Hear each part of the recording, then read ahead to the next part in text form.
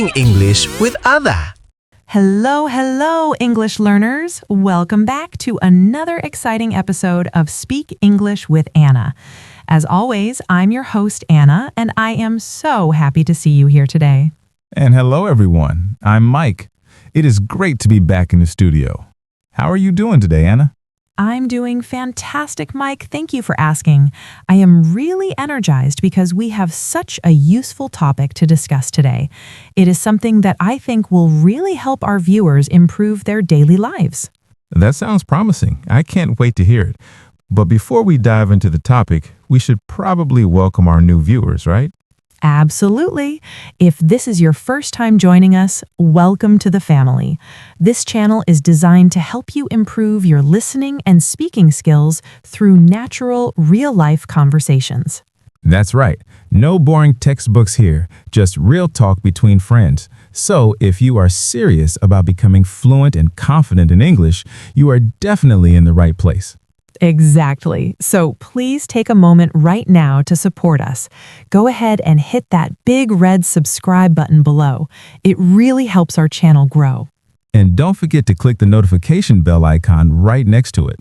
Yes, turn on those notifications so you never miss a lesson. We upload new conversations regularly, and you definitely don't want to fall behind on your practice. Join our community of learners from around the world. All right, Anna, now that we have that sorted out, are you ready to get started? I am ready. Let's jump right into it. So, Mike, for today's lesson, I want to talk about something that affects almost everyone. It is a topic that can make you happier, but it can also save you a lot of money. Save money and be happier? Okay, you definitely have my attention now. Is it about investing or maybe winning the lottery? I wish. No, it is actually about the opposite. Today, we are going to talk about smart shopping habits, and specifically, how to stop buying things we don't actually need. Oh, wow. Okay, I feel like you are targeting me personally right now. This is actually a huge problem for me. Don't worry, Mike. You are not alone. We live in a world where advertisements are everywhere. On Instagram, on YouTube, even on the bus. We are constantly being told to buy, buy, buy. That is so true. Sometimes I scroll through my phone at night and 5 minutes later, I've ordered a new pair of sneakers that I definitely didn't plan on buying. Exactly. That is what we call impulse buying. It's when your emotions make the decision instead of your brain. And today, we're going to break down why that happens, and more importantly, how to stop it. I really need this. My apartment is full of stuff I used once and never touched again. It's actually quite stressful. That makes sense. Clutter causes stress. So in this episode, we aren't just learning English, we're learning how to build a minimalist mindset. By the end of this conversation, I want you to have the tools to walk into a store and walk out without spending a single penny, unless you truly need to. That sounds like a challenge, but I'm up for it. Let's get into it. All right, before we get into the main part of our conversation, I want to pause for a moment. To really understand today's topic, there are 3 key expressions that you absolutely need to know. I love this part. It's like equipping ourselves with tools before we go on a mission. I have my notebook ready. What is the first one? Great attitude, Mike. Okay, the first expression is impulse buy. That is IMPULSE, buy. You might hear people say impulse buying or an impulse purchase. We mentioned this briefly in the intro, right? It sounds like doing something without thinking. Exactly. An impulse is a sudden, strong urge or desire to act. So an impulse buy happens when you buy something instantly without planning it beforehand. You didn't write it on your shopping list, you just saw it and bought it. Oh, I know exactly what that is. It's like when you're waiting in line at the grocery store and you see those chocolate bars right next to the cashier. You didn't come for the chocolate, but suddenly it's in your basket. That is the perfect example. Supermarkets actually design that area specifically to trigger impulse buys. Sneaky. Okay, what is the second expression? The second one is an idiom, sleep on it. Sleep on it. Does that mean I should literally put the object under my pillow and sleep on top of it? Because that sounds uncomfortable. No, please don't do that. It is a metaphorical phrase. To sleep on it means to delay making a big decision until the next day. It means giving your brain time to rest and think clearly before you say yes or no. Ah, I see. So if I want to buy a really expensive car, I shouldn't sign the papers immediately. I should go home, sleep, wake up, and see if I still feel the same way. Precisely. Usually when we sleep on it, our emotions calm down and we make more logical choices. That is very useful advice. Okay, and the third one. The last word for today is frugal. F-R-U-G-A-L. I've heard this before. Is it the same thing as being cheap? That is a very common question, but there is a big difference. Being cheap is often negative. It means you hate spending money, maybe even when you should. For example, not tipping a waiter or buying bad quality shoes that break in a week just to save a few dollars. Right. Nobody likes a cheap person. So how is frugal different? Being frugal is positive. It means you are smart with your resources. A frugal person prioritizes value. They don't waste money on things that don't matter, so they can spend money on things that do matter. I like that distinction. So a frugal person might cook dinner at home to save money for a nice vacation later. Exactly. That is the spirit of frugality. So keep these three in mind: impulse buy, sleep on it, and frugal. We're going to use them a lot in the next section. Got it. I think I'm ready. Let's hear the story. So, Mike, let's get real for a minute. We talked about the definition of an impulse buy, but I want to know if this actually happens to you in real life. When was the last time you bought something you completely regretted? Oh, Anna, do we really have to do this? It's kind of embarrassing.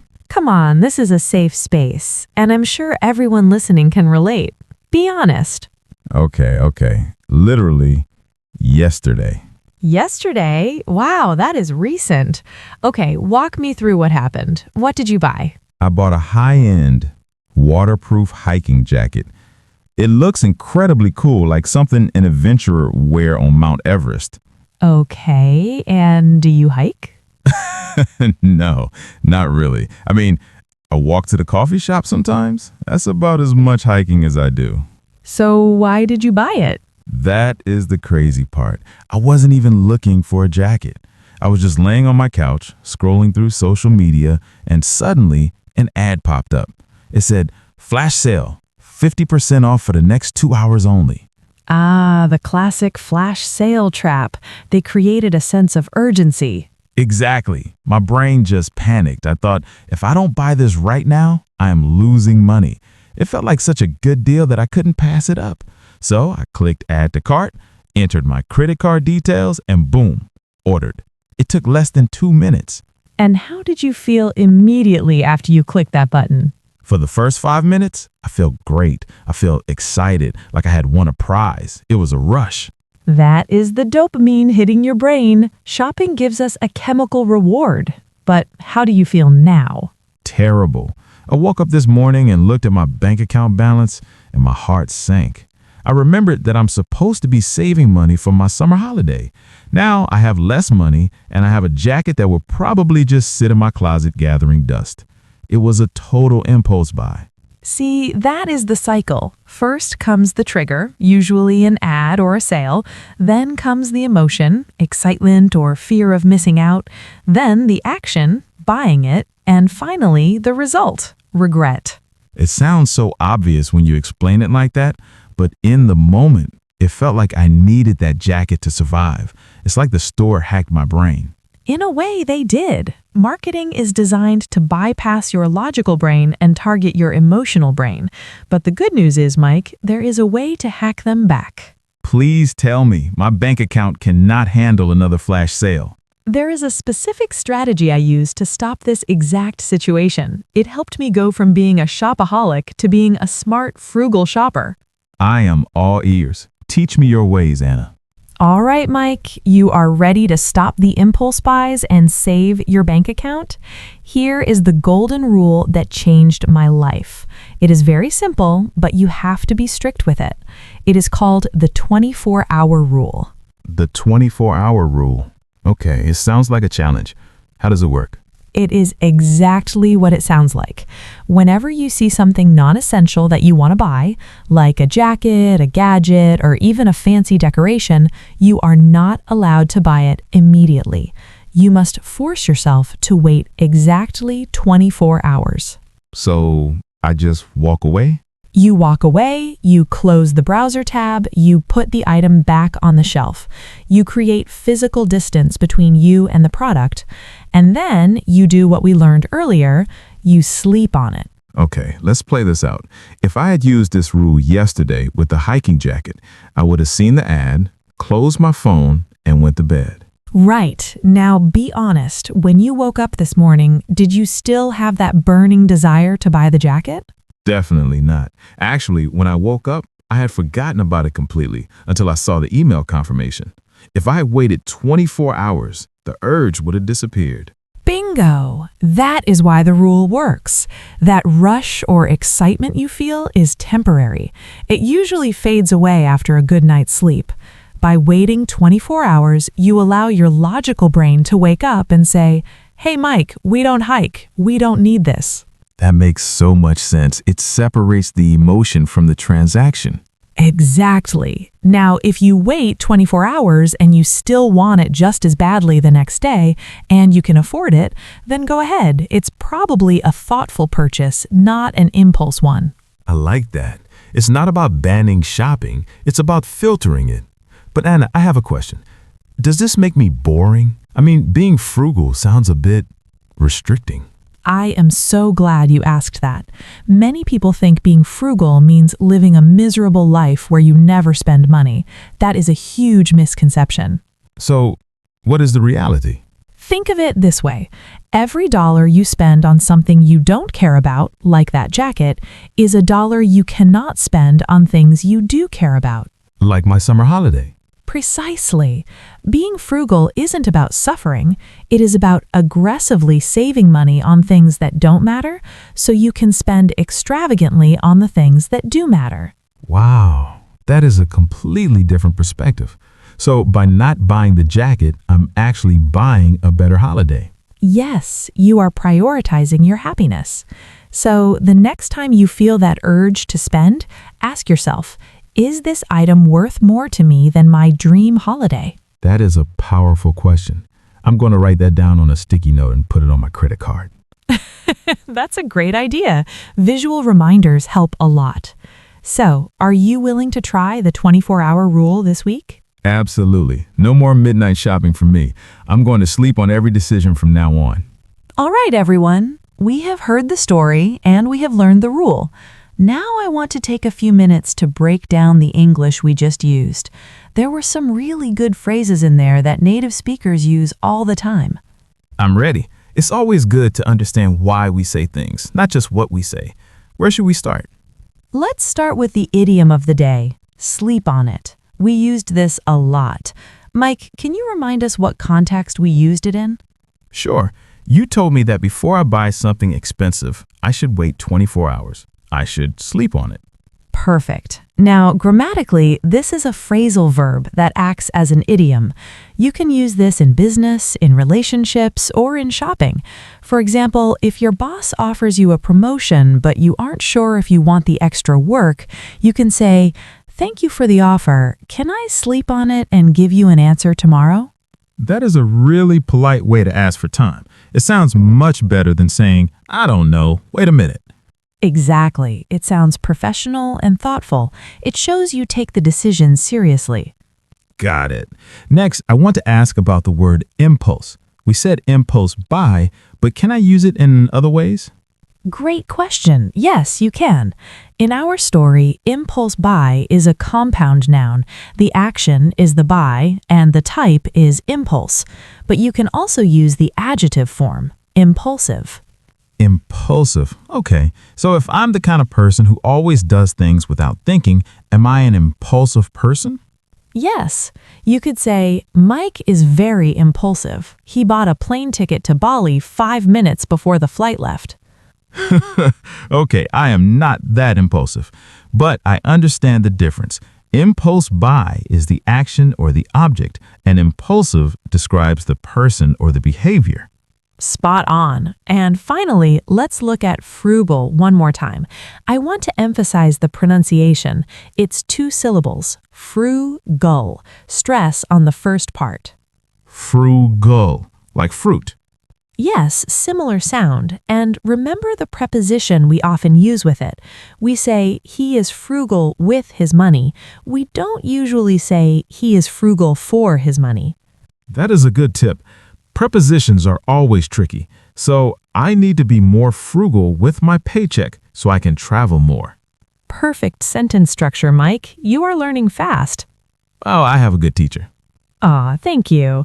Okay, I think our listeners are ready to try using these words themselves. I think so too. Let's see what they have to say. Now, we have been doing a lot of talking, but this channel is called Speak English with Anna, not Listen to Anna talk all day. So it is time to turn the spotlight over to you guys watching at home. Yes, this is my favorite part. We want to hear your stories. We have a 2-part question for you today. You can answer one or you can answer both. It's a great way to practice your writing skills. And don't worry about making grammar mistakes. We are all learning here. So, what is the first question, Anna?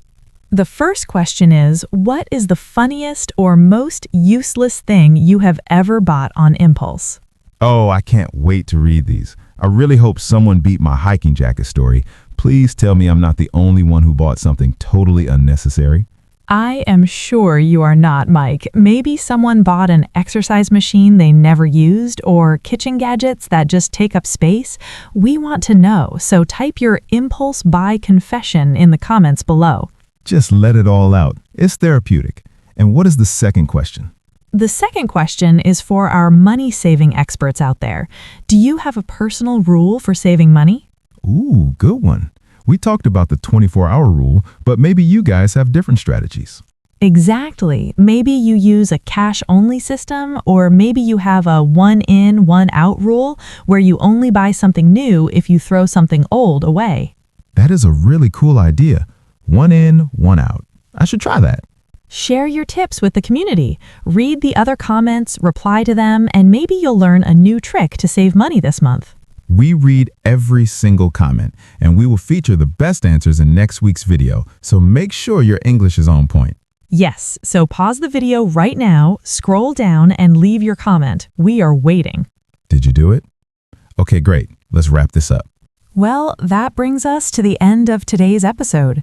I really hope you enjoyed this conversation and found some value in our smart shopping tips. I definitely did. I feel like I just had a therapy session for my wallet. I am walking away with a new strategy, and honestly, I feel much better about my financial goals. That makes me so happy to hear, Mike. And to everyone watching, remember, being frugal doesn't mean you stop enjoying life. It just means you are choosing what to enjoy. You are taking control back from the advertisers. Exactly. Don't let the flash sales control you. Use the 24-hour rule. If you see something you want, just sleep on it. Trust me, your future self will thank you. Well said. Now, if you learned something new today, please give this video a big thumbs up. It tells YouTube that this content is helpful, and it helps other English learners find us. And if you have a friend who is a bit of a shopaholic, maybe someone who buys too many hiking jackets they don't need, share this video with them. It might just save them some money. Yes, spread the knowledge. Also, make sure you are subscribed to Speak English with Anna with the notifications turned on. We have a really exciting topic coming up in the next video about how to stay motivated when learning a language. You won't want to miss it. That sounds perfect for me. I'll definitely be there. Thank you so much for spending your time with us today. Keep practicing your English, stay curious, and as always, Sleep on your big decisions. yes. See you in the next video. Bye, everyone. Bye. See you soon.